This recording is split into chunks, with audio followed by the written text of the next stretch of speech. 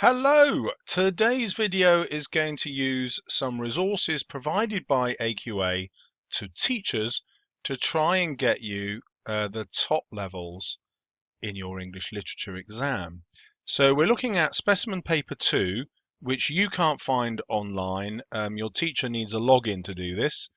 Do ask them. I can't post this because it's copyrighted. We're looking at the modern text and poetry paper, and in particular the modern text answer. And the model answer that they've provided us is on an inspector call. So I'll be teaching you from that. It'll be really useful to you even if you don't study an inspector calls. So you have to remember that the exam is 2 hours and 15 minutes long. And the obvious thing I'm going to say to you is that most students are going to run out of energy after about an hour and a half. And because your marks are awarded because your grade is awarded by comparing your marks to everyone else in the country, just by building stamina and writing for 2 hours and 15 minutes, you will score much higher marks than other students, or at least you'll get a much higher grade. So the most obvious skill that I want you to develop is actually a skill of personality, and that is just to keep going. If you use every minute of your 2 hours and 15 minutes, you'll be working harder and better than probably 85% of other students, and the chances are you'll score much higher than they do. That's very simple but easy to get wrong. Okay, we're looking at section A, which is worth 30 marks out of the total of 96, but 4 marks are awarded for the quality of that writing. So really, that 96 is really 92, which means a third of your time should be spent on this question, and a third of your time is 45 minutes.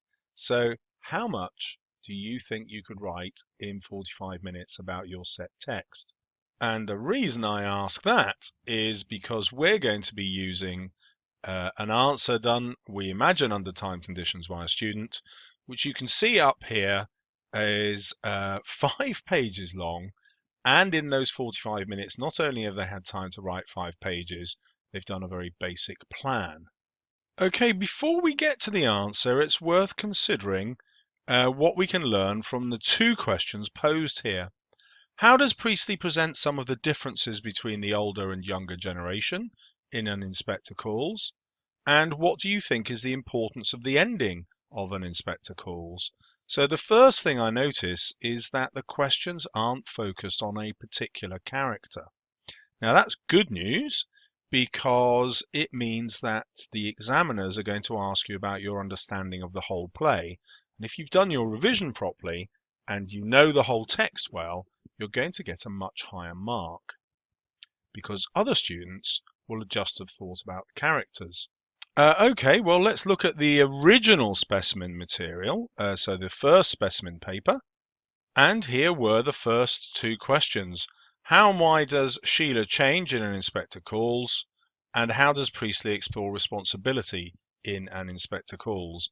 So again, you can see there's one character question, but then there's one about the novel as a whole. Sorry, this is a play, about the text as a whole. Now, I think this is a clue to the examiner's thinking. They are treating this as the easier question and this as the more challenging one, which is likely to attract better answers from better candidates. And now if we go back to the second specimen paper and ask that same question, is question 2 more challenging than question 1? I think in the examiner's mind it is, because you're only focusing on the ending, and you have to use the ending to interpret the whole play. You're not just focusing on particular characters again.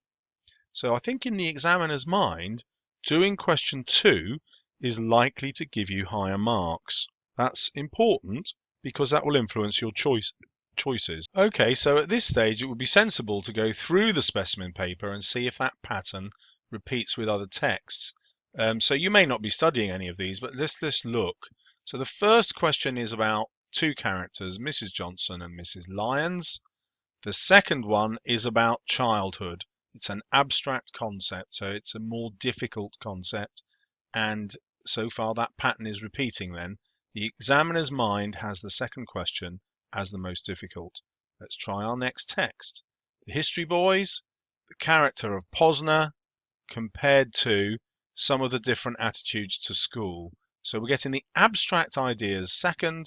The examiner is definitely thinking that is the more difficult question. And because the question is more difficult, they're imagining that students who tackle it will be more able. So how does Kelly present Phil as a leader? How does Kelly explore the effects of peer pressure in DNA? So there we have it. We've got a consistent pattern going all the way through where the examiners are steering you towards the second question. Right, let's pause it there. Well, if we take a look at the mark scheme, we'll see that the examiners use the same mark scheme regardless of the question. So what we have to ask ourselves now is, if you want the top mark, which in this exam is a level 6, if you want to be convincing and critical, full of exploration while you analyze, is that easier to do on that second question? Well, let's go and take another look at it again. Let's imagine you were going to answer this question.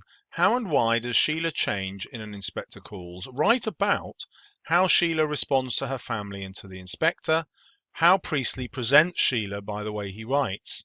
So a logical answer here will just write about Sheila. And there's a little bit of a clue here that the examiner wants you to write about Priestley's ideas, but that's kind of disguised by the fact that they've also asked you to write about, well, how he presents Sheila. So it's very easy to write this whole essay about Sheila without really digging into Priestley. However, let's look at this question.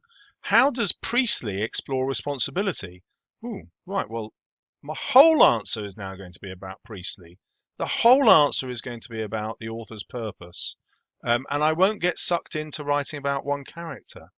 So even if I'm a brilliant student who knows all about Priestley's purpose, I'm still likely to get fewer marks on this one because I keep writing about the individual character. I'm much more likely to get the marks on the second question because I'm talking about Priestley all the time. And how else does the examiner guide me towards the higher marks? Well, look, the examiner keeps giving me the clue to write about ideas about responsibility, write about ideas again in the way he writes. So that second question forces me into the top area of the mark scheme. This question doesn't force me into the top area of the mark scheme. I might get there if I've got my wits about me and I remember what's in the mark scheme, but you don't want to rely on that. So a good shorthand for you is to jump straight to the second question. See if you can do that. If you can, that's the one to choose, regardless of what comes up with question 1. Right, let's just double check and make sure I haven't told you a load of rubbish. So this is the first specimen paper now.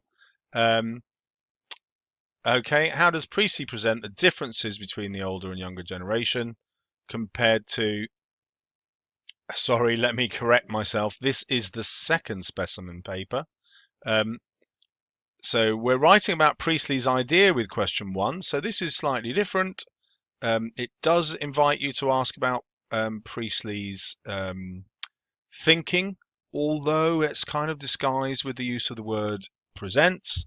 Whereas in the second question, those words ideas appear again, and ideas appear again here. If you're constantly writing about the author's ideas, you're bound to be in the top band again. So I'm pretty confident in telling you that you should definitely do, question 2, or the second question of the ones that you're offered. Those are the ones that are forcing you towards higher marks. Now, interestingly, I'm going to show you the example that the exam board have given us, and it's actually on this question, number 1, the older and younger generation. Now, what's interesting for me about that is even though this student's written about 1,000 words, they still haven't got full marks. They've still only got 27 out of 30. And I strongly suspect that's because they didn't choose question 2, which forces them into discussing the ideas. Okay, well, the first place this candidate has gone slightly wrong is in their plan. Um, I often tell my students not to bother planning, but actually, let's imagine you've got time to plan. What would you do? Well, you want to write about Priestley's ideas, really, when he's using the younger generations and the older generation. It's the author's ideas that are going to get you into the top marks. Well, look at what this plan says. Introduction, no idea what they're going to put in. Conclusion, no idea. Sheila, just a description of the character. Impressionable, learns. Daisy, a description of her. Uh, she has little opportunity. There is an idea in here that she's exploited, and that's the only bit that's connected to the author's Priestley's ideas here. Burling, he's arrogant and stubborn. That's just a description of the character. There's nothing about the author's ideas. So the problem this candidate has is they've planned a perfectly logical sequence of answers to talk about these different characters in the different generations. But what they haven't done is thought through, how am I going to get the full marks? Where am I going to talk about the author's ideas?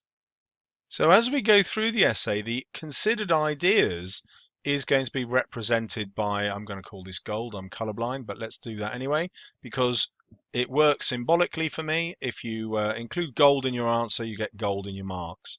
So considering the ideas will appear in gold.